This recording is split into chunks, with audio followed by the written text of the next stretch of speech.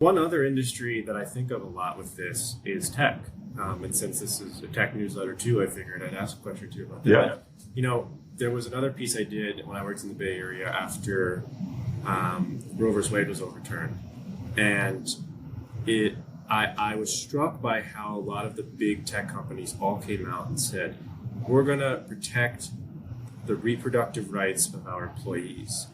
And I found that to be so disingenuous because a couple of those companies, and I'm forgetting which ones off the top of my head, but multiple of the really big ones, like I think Google, Alphabet is one of them for sure. It's almost like half of their workforce is independent contractors now. Right. And so I ended up reaching out with some of my colleagues at the time to dozens of these companies with a very simple question, which was, hey, you have put out these statements, you've shown in concrete detail how your employees, your direct, full-time employees, will have the reproductive rights protected.